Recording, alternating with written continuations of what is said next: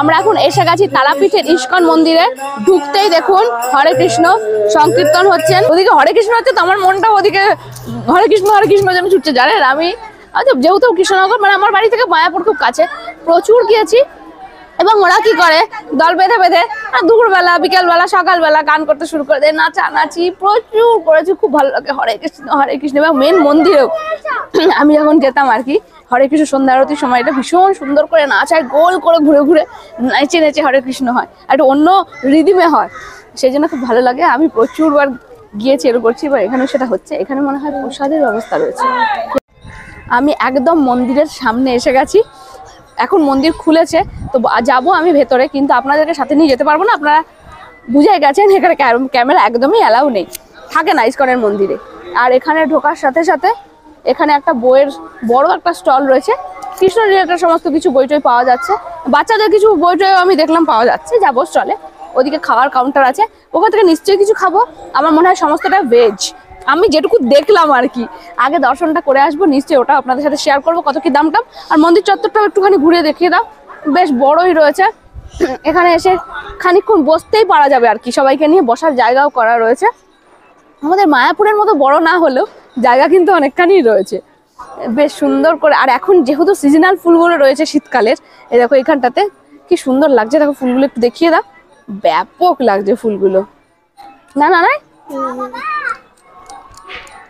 মেয়ে চলে গেছে, মেয়ে একটা খোলা এতখানি জায়গা পেয়ে গেছে, তো দারুণ কালারগুলো সুন্দর, একদম ভায়োলেট হোয়াইট রেড, আবার রেডের মধ্যে হোয়াইট, কি সুন্দর লাগছে। আবার হোয়াইটের মধ্যে গ্রিন গ্রিন আছে। হ্যাঁ না, মেয়েগুলো দেখে খুব খুশি হয়ে গেছে। আচ্ছা এই গীতা আর এইটার দাম কি আছে? ভগবত গীতার দাম হচ্ছে 270, শ্রীকৃষ্ণ লীলা পুরুষোত্তম হচ্ছে 300 টাকা। আমি ইস্কন মন্দিরে এসেছি, কিন্তু এটা হচ্ছে এক চক্রধাম, তো সেটাই ওনার কাছ থেকে শুনে নেবো যে এটা এক চক্রধাম কেন। তো এটার মহিমা হচ্ছে, যখন কুরুক্ষেত্রের যুদ্ধাঙ্গনে আজ থেকে 5249 আগে যুদ্ধ হয়েছিল, কুরুক্ষেত্রের যুদ্ধে, সেই যুদ্ধের সময় একটা চাকা এসে এই বীরভূম জেলায় বীরচন্দ্রপুরে এসে পড়েছিল, সেটার নাম হচ্ছে বীরচন্দ্রপুর। তো যার কারণে এখানে নাম হয়েছে এক চক্রা। তো আপনারা এখনো আসবেন, এক চাকা এখানে আছে, যেটা কুরুক্ষেত্রের যুদ্ধের সময় পড়েছিল। যারা এখনো দর্শন করেননি আপনারা দর্শন করতে পারবেন, আমাদের মন্দির গেটের সামনে আছে একটা চাকা। তো বিশেষ করে এবং আরো যে বক্রাক্ষস কে বধ করেছিল ভীম, তারা 5 ভাই এসেছিল, পঞ্চপাণ্ডব যে এবং কুন্তী দেবী সহকারে এসেছিল, তারা 5 ভাই। ভীম কেন বক্রাক্ষসকে বধ করেছে, কেন এই বক্রাক্ষস এই একচক্রা ধামে অনেক অত্যাচার শোষণ শাসন যা ব্যবস্থা সব কিছু করে দিয়েছে বক্রাক্ষসে, কিন্তু ভগবানের লীলাবিলাস এগুলা অদ্ভুত বিষয়, আমাদের বোঝার মতো ক্ষুদ্র জ্ঞানে ক্ষুদ্রতা আমরা বুঝতে পারি না। কিন্তু তারপর আমরা বিভিন্ন শাস্ত্র থেকে বুঝতে পারছি যে এখানে তারা লীলাবিলাস করার জন্য এই জায়গায় আসছে, আর এক চাকা এখানে পড়বে এবং পঞ্চপাণ্ডব তারা আসবে, এসে বক্রাক্ষসকে বধ করবে। আর আমরা আজকে এই লীলাবিলাস না হলে আজকে আমরা এক চক্র দামে আসতাম না, ভগবান কৃষ্ণকে দর্শন করতে পারতাম না, নিত্যানন্দ প্রভু জন্মস্থান আমরা দর্শন করতে পারতাম না। কেননা ভগবানের এইসব লীলা মহিমা আমরা যদি হৃদয়ঙ্গম করি, তাহলে এখানে একটা আপনি দেখতে পাচ্ছেন শ্রী শ্রী নিত্যানন্দ মহিমা ও এক চক্র ধাম বলে একটা গ্রন্থ আছে। আপনারা যারা এখনো সংগ্রহ করেননি, এই গ্রন্থটা সংগ্রহ করবেন, তাহলে এই বীরভূম জেলার যত লীলাবিলাস করছে নিত্যানন্দ প্রভু, জগন্নাথপুরী থেকে জগন্নাথ এনেছে, যমুনা নদীকে এখানে আহ্বান করেছে, সপ্তগঙ্গাকে এখানে আহ্বান করেছে নিত্যানন্দ প্রভু, বাঁকারায়ের সাথে অন্তর্ধান হয়েছে, সেই সব লীলাবিলাস আপনারা এখানে জঙ্গম করতে পারবেন। যারা এখনো সংগ্রহ করেননি এই গ্রন্থটা সংগ্রহ করবেন। হরে কৃষ্ণ। ওটার দাম কত? 100 টাকা। ওই দেখো সেই এক চক্রা যেটা বলছেন না, যে চাকাটা ওখানে পতিত হয়েছিল, সেই চাকাটাকেই ওইখানে ওইভাবে রেখে মন্দিরটাকে তৈরি করা হয়েছে আর কি। মানে এটার পেছনে ইতিহাস আছে, এমন নয় যে ইস্কন মন্দির, এমন নয়। আপনারা তো ইতিহাসটা শুনলেন, আপনাদের সাথে শেয়ার করলাম, দারুণ সুন্দর। মন্দির দর্শন করে আসলাম, বিশ্বাস করবেন না, ভেতরে রাধাকৃষ্ণ মন জুড়িয়ে যাওয়ার মতো, যেমন ইস্কনের রাধাকৃষ্ণ হয়ে থাকে। কৃষ্ণের মূর্তি এখানে পুরো কালো বর্ণের, রাধা গড়ি গড়ি রাধা, খুব সুন্দর নীল পোশাকে পুরো সজ্জিত, একদম ইস্কনের মতোই মায়াপুরের, দারুণ, মনটা ভরে গেল। আর আমি একটু বেশি কৃষ্ণ ভক্ত আর কি। যাই হোক, এক্ষুনি সবাই বলবেন দিদি কেন কৃষ্ণের কাঁঠাল তুলসী মালা গলায় দেননি, প্লিজ। আমি কোনো কিছুকে বেঁধে রাখতে চাই না কোনো নিয়মে, সে কারণে কৃষ্ণ আমার সাথে আছে, আমার মনে আছে। তো এখন যাব, মন ভরে যাবে। আমি বলছি শুনুন, আপনারা তারাপীঠে আসলে কিন্তু একবার একচ্চক্রধামে আসবেন, দর্শন করে যাবেন শ্রীকৃষ্ণ আর রাধার। চলুন এবার একটু খাবো, খিদে পেয়ে গেছে। আর মন্দির থেকে বেরিয়ে এসেই বাদিকে এখানে একটা খাবারের স্টল, চাউমিন, সমস্তটা ভেজ, মালপোয়া, এখানে মোরব্বা, লাড্ডু, চমচম, সমস্তটা এখানে পাওয়া যাচ্ছে। আচ্ছা এটা কি আছে, রাবড়ি? আচ্ছা, বলছি 1 প্লেট আমাকে না চাউমিন দেবেন, পুরো ভেজ তো? আচ্ছা, না না, হ্যাঁ চাউমিন কত 1 প্লেট? 30 টাকা। আচ্ছা ঠিক আছে, আপনি দিন, আমি এপাশটায় আসি। এখানে রয়েছে খাজা, এটা বালুশাই, আর এটা গজা।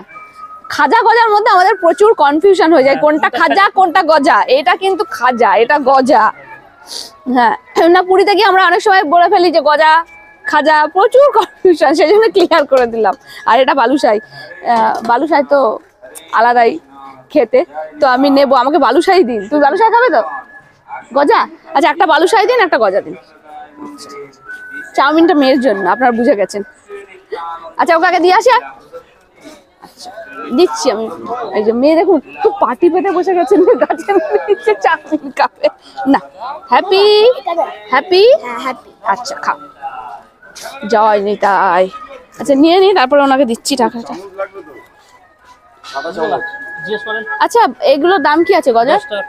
সবই, সব যা দেখালাম সবই 10 টাকা। আপনারা আসলে দাদা এখানেই থাকেন, টেস্ট করে দেখবেন। হ্যাঁ গজা একটা দিন, আর খাজা একটা দিন। আচ্ছা আমি আগে নিয়ে যাই, তারপরে টাকাটা দিচ্ছি। আচ্ছা ঠিক আছে। বালুশাই না? নেবে? আচ্ছা একটা বালুশাই এখানেই দিয়ে দিন তাহলে। একটা প্যাকেট দাও না, একটা দেখাতে চাই। এখানে দিন। আমি 3টেই নিয়ে নিয়েছি, খাজা গজা বালুশাই। আমি এটা রেখে এসে টাকাটা দিচ্ছি। কেমন মা? দারুন। নাও ওটা খেয়ে তুমি মিষ্টি মুখ করো, আমি টাকাটা দিয়ে আসি। হ্যাঁ একটু চাউমিন দিবি তো? বাবা এত বড় লম্বা চাউমিন, বাবা আমাকে খাওয়াচ্ছে দেখুন।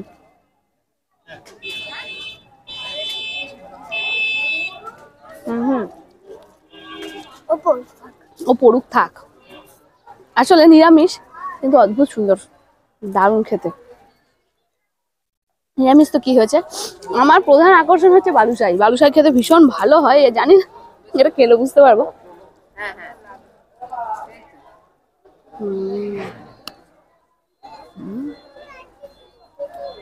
কম পুরো সেই যাবে, খুব ভালো। ওপরটা ক্রিসপি, কিন্তু কামড়ানোর সাথে সাথে ভেতরটা পুরো সফট, দারুণ খেতে। আর দেখুন আমি কত কিছু কিনে ফেলেছি ওই বুক স্টল থেকে। একটা গীতা, এই গীতাটাতে খুব ভালো করে বিশ্লেষণ করা রয়েছে। গীতা আমার কাছে রয়েছে, তারপরেও একটা মোটা গীতা নিয়ে নিলাম এখান থেকে। উনি আমাকে খুব ভালো করে বুঝিয়ে দিলেন যে গীতাতে কোনগুলো পড়লে কিরম বিশ্লেষণ করা রয়েছে, কি ব্যাপারটা ডিটেলে বাংলায় পুরোটাই খুব সুন্দর করে আমাকে বুঝিয়ে দিলেন, যে কারণে নিয়েছি। আর আমি বলি না, আমি তো জানেন আমার বাপের বাড়ি কৃষ্ণনগরে, তো আমি মায়াপুর গেলেও নিয়ে যাই। এই স্যান্ডেল ধূপকাঠিগুলো এত ভালো হয়, বিশ্বাস করুন। 120 টাকা নিয়েছে, প্রচুর কাঠিয়া থাকে, ভীষণ সুন্দর গন্ধ হয়। এই একটা মেয়ের জন্য নিয়েছি। কৃষ্ণাই সমস্ত ছোটবেলার, এই যে মেয়ে কালার করতে খুব ভালোবাসে, কালারিং বুক প্রচুর কেনা হয়। দারুণ দারুণ, মানে কৃষ্ণেরই সমস্ত যে সমস্ত ছোটকালের কাহিনীগুলো রয়েছে সেগুলো এখানে রয়েছে। এটা 100 টাকা নিয়েছে, আর গীতাটা 270 টাকা, আর স্যান্ডেলটা 120 টাকা। সবটা আপনাদের সাথে শেয়ার করলাম, আপনারা এখানে আসলে এগুলো সংগ্রহ করে নিয়ে যেতে পারেন।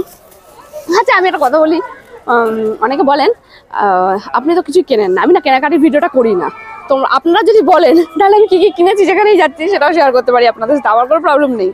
আপনারা দেখতে পারলেই হলো, কারণ সেটা লিস্ট একটা বিশাল থাকে, সেটা আমি শেয়ার করি না। যাই হোক, আজকের ভিডিওটা এই পর্যন্তই। যদি ভালো লাগে তাহলে লাইক শেয়ার কমেন্ট করতে কিন্তু একদম ভুলবেন না। তাহলে আবার দেখাবে পরের ভিডিও।